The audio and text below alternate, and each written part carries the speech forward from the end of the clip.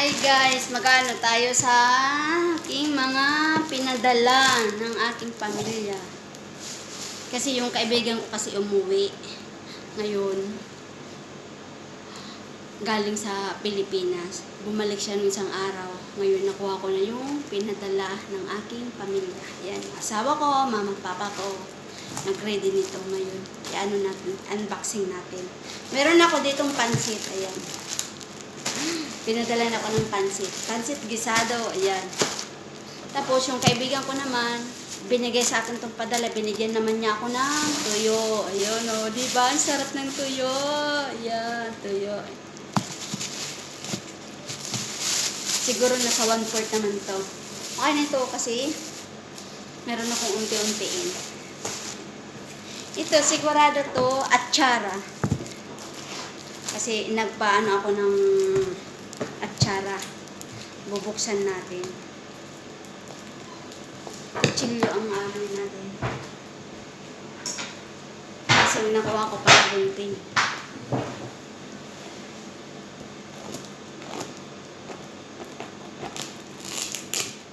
Kasi tinadtad talaga ng packing tape. Ito yung maanong ng packing tape para hindi siya matapon. Kahit ano-ano yun, hindi siya matatapon.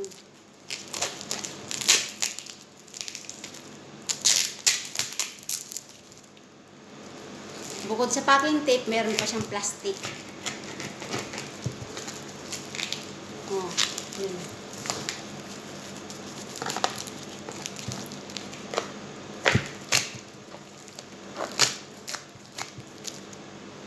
Sarap. Atsara to guys, atsara. Ano na yata yung suka.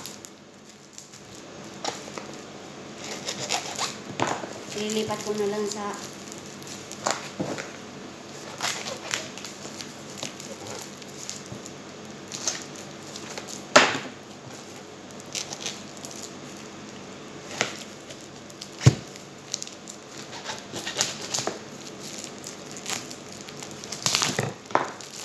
yummy, yummy. Ayan na, oh.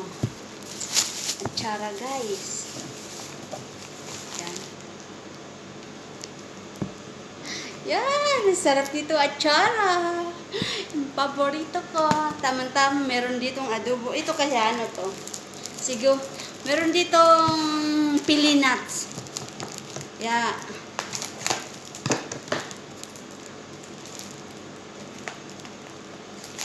Wala pa naman akong ito. Ito, pili nga to, pili. Binalot mo na pala ng papel bago packing tape. Oh, yan. Para hindi maano yung plastic.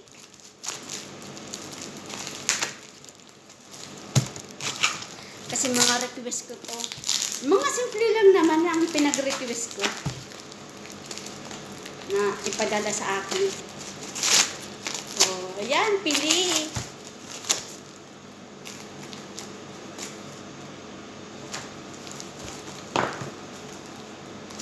Dahan-dahan para hindi maano.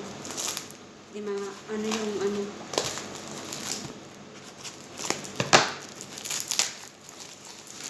Talagang inano talaga ng mama ko. Si mama ang ano nito nagbalot, guys.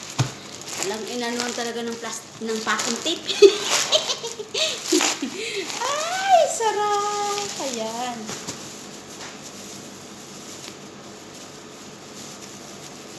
Pili nuts. Ito ang pinaka ano doon sa amin. Inaanuhan na pili nuts. Sinatangkili. Alam niyo naman yata yan. Pag Bicol. Ayan. Ang dami. Ang sarap.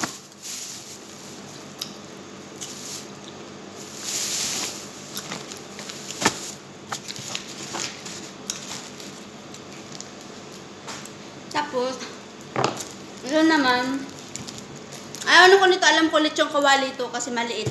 2 piraso yung pinadala sa akin.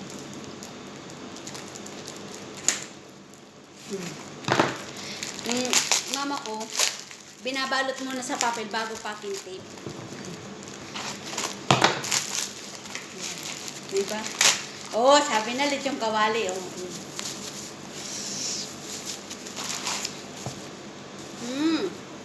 Yummy! Ayan.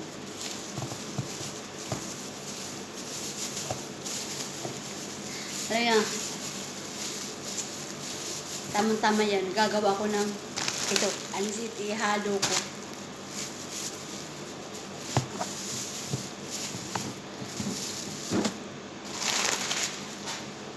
Tapos ito, siguro, adobo o ano pa ba yun? Titingnan natin kung ano to.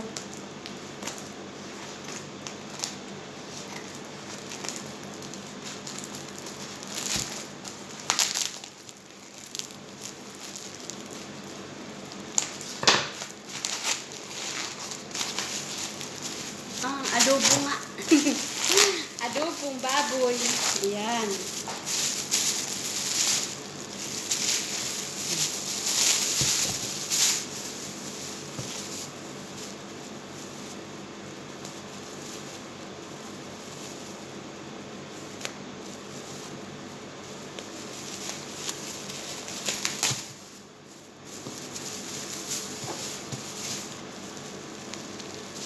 Talaga, mama ko talaga, binalot ng paulit-ulit.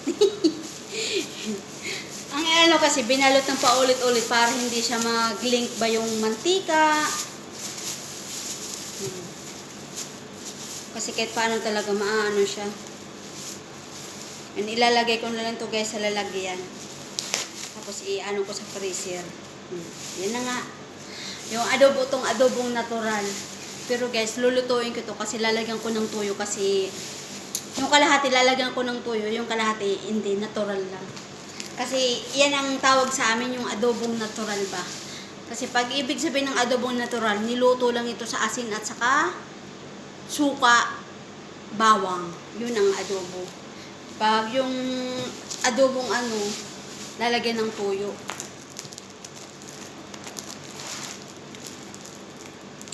Kaya ito, nakalimutan ko. Tingnan na naman natin. May gulay dito.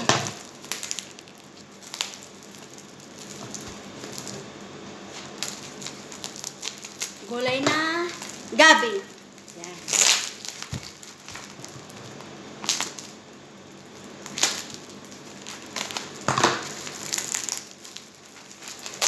Yun ang hintay-hintay ko, gulay na gabi.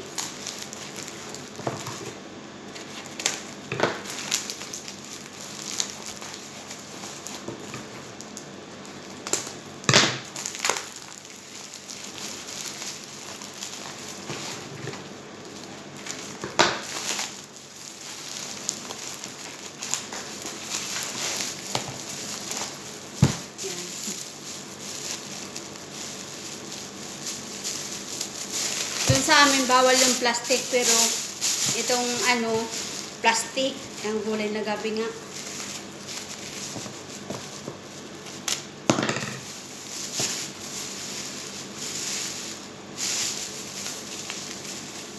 Grabe oh.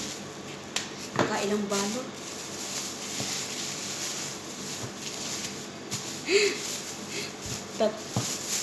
Tatlo na. Tinanggal ko ng tatlo. Apat. Yun, gulay. Apat na balot, guys. Tapos ito, ano ito?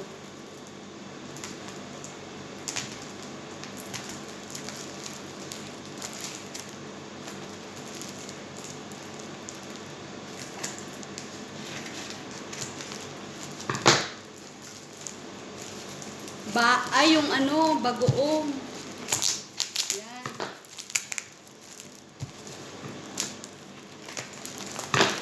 Bagoong pala to. Kasi nagpaluto ako ng bagoong.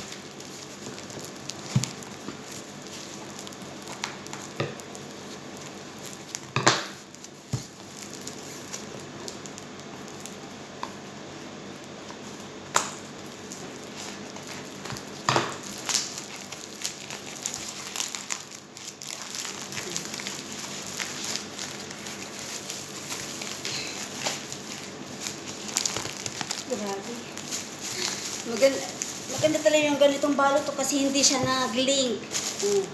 Nag-link man siya kaunti yung mantika. Yan, isa. Dalawa. Kakatuwa, di ba guys?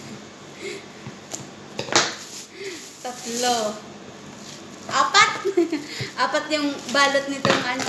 Ito yung bagoong guys. Bagoong, yummy.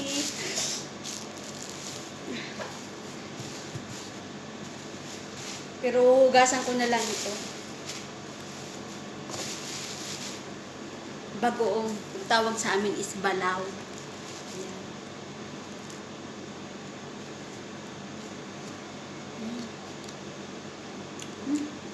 Ang sarap.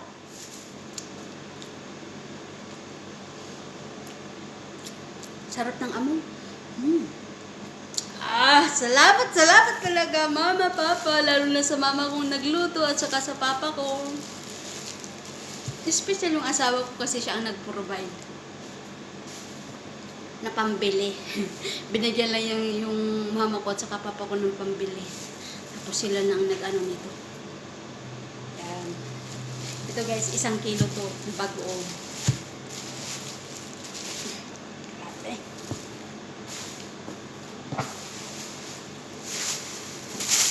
Dami yung balot.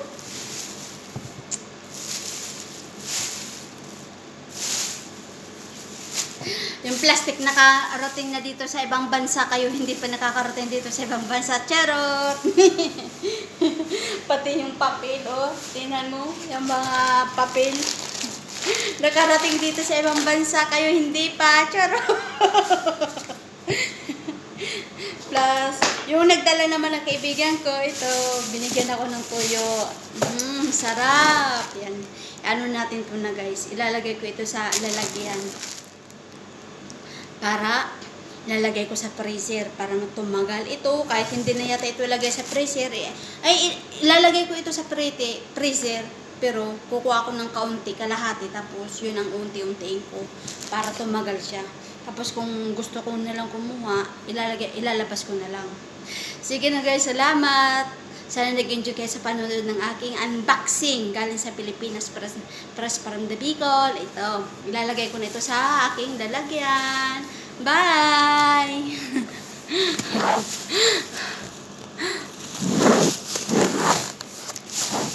Bye-bye!